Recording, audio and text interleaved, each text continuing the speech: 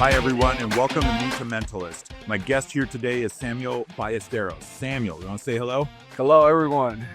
It's a pleasure for me to be here. Yeah, good to have you, my friend. And I'm going to call you Sam for the purpose of this video, okay? Got it. All right, Sam, you ready to rock and roll? Yeah, let's do it. Cool. So, goal here today is to get to know you a little bit better. My first question is tell me about yourself and your family. What's your family look like? So my family, it's a family of four. Basically, it's me, my dad, my mom, and my little sister, which is going to school right now. So yeah, Awesome. What's your little sister's name? her name is Antonella. Pretty Italian. Okay, and she's in school right now? Yeah, she's currently at school. Very good, very good. And I've known you for a while. You and I have got to know each other. It feels like your family's been a really big influence on your life. You've certainly referenced the positive influence from your father quite a bit. Tell me just a little bit more about your mom and dad. Yeah, they have been a really fundamental piece in my life, in all my goals that I have set for my life. They have always, pushed me through the way of becoming who I am. And now I'm here in this company, and all their advices throughout my life have brought me here, basically. So yeah. Awesome. I think it's one of those things where maybe in the moment you don't really see the value of the advice, but then later as you get older and more mature, you get a little bit more perspective and all this stuff comes around and you're like, dang it, my dad was right all this time. Is that one of those things? Yeah, it's literally that. When I was younger, I felt like, oh, why is my dad so strict and stuff? And now, and I'm still young, but I see that he was always right about almost anything that he said. Yeah, that's great. Really, really well done. Great notes there. Thanks. I know maybe that went a little bit off script for us. Tell me more. Tell me where you live. I live currently in Colombia, in the coast side of Colombia, in the city that's called Barranquilla. So yeah, pretty hot weather and the sea and all that stuff. Yeah, what's that climate like this time of year? Is it already getting hot? It's always hot. So either you have hot or hotter, but the weather doesn't get lower than that.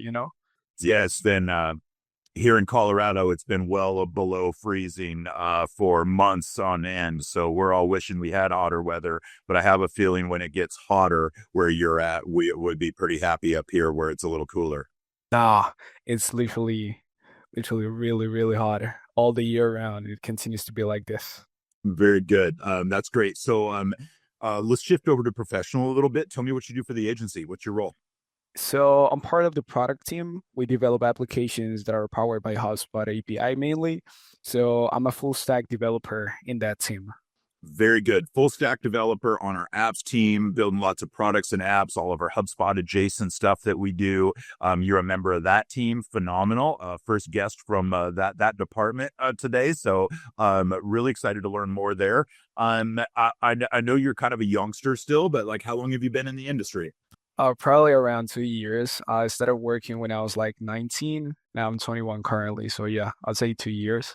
21 years old, your whole future in life ahead of you, and you're already a full stack developer working on the our HubSpot product team.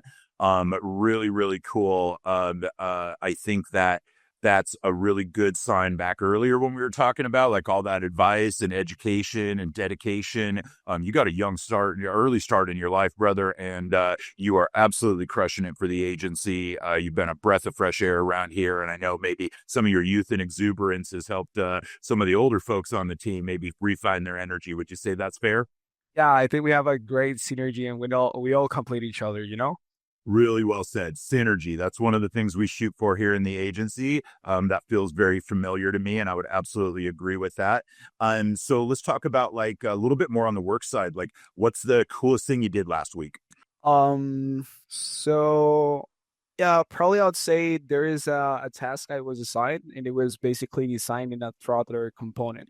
So there was kind of like a situation where Hotspot API, you cannot exceed a limit of 10 requests per second, basically. So since our applications, they use Hotspot API, when our clients were using our applications, some of the requests were being denied. So I had to implement an infrastructural component at the server level that basically uses a producer consumer pattern. It grabs all the requests. It first asks Hotspot hey, can you process this request? And if it's okay, then it goes and routes that request for Hotspot. In that way, we are not having errors on our customer side all the time, but we can process those requests asynchronously. So instead of getting an error, you might only get like, hey, your request is ongoing, so just wait for a little bit, like you're not getting a straightforward an error. It's being processed. Okay. Okay. Yeah. That feels technical to me. That feels over someone like mine's head, but I'll try to recap what I heard there is basically due to some limitations on your API calls, instead of airing out was the issue. And you basically did some fancy server work to prevent those things from erroring and instead effectively, at worst case, give a slight delay, but still allow those requests to push through. Yeah, when HubSpot is ready to get those requests, they do it asynchronously, and then the next time our customer is gonna get that information, it will be available. So we're giving an overall better user experience. There you go. That's the why behind it. You improve the user experience for our app customers by this little technical hack that some people might think would be really, really complicated or really difficult or really boring. And smart dudes like you think that's the fun stuff. Yeah, it's really fun. When I was assigned that task, I was really happy. Awesome. Awesome. That's good to hear. And a little crazy also at the same time. Okay, good. Off of work, hobbies, interests, like what do you do for fun? Like, what does Samuel do when he's not coding? I feel like I'm really of a chill guy, I'm of a homeboy kind of. So basically, whenever I have time, I just hang out with my family or my girlfriend, like that's what I enjoy the most mainly. So if not, if I'm at home, it will sound like kind of weird, but yeah, coding is my hobby also. So when I'm out of the work, I also try to sharpen my skills all the time. Awesome. I've heard two things there. I heard first and foremost, like just spending time with people you care about, your loved ones, family, friends, girlfriends, stuff like that is how you prefer to spend your time. But I also heard when you're not working, you're also learning. So lots of continual improvement, lots of investment into your craft and skills. Because this is such a passionate line of work for you, you also invest some of your free time into learning and growing in that area. Does that sound accurate? Yeah, it is pretty much like that. I feel like that's what I do mainly.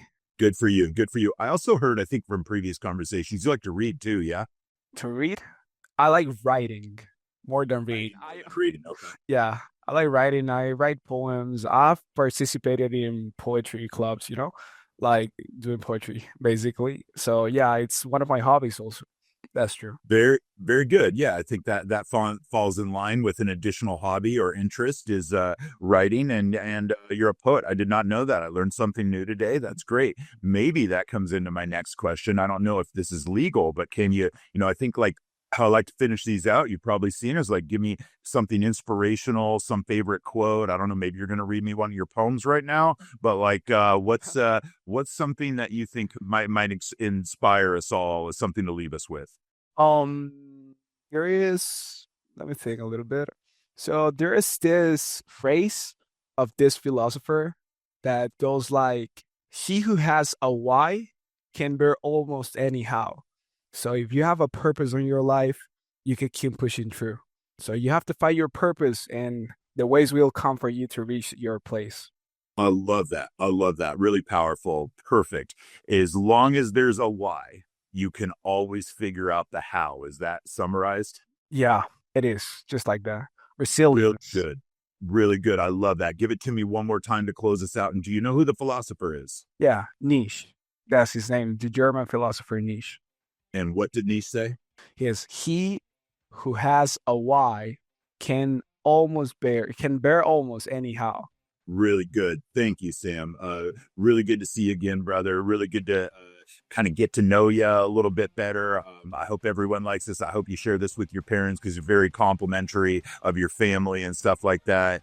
You are a great dude. Love working with you. Love having you on the team. And I know that the team has a lot of synergy going on right now. You're a big contributor to that. So thank you for everything you do for the agency, my friend. Thank you so much for having me as part of the team. I'm really grateful with all of you here. Very good. Very good. That's all for today, folks. Thanks a lot. See you, Sam. See you. Bye. Bye.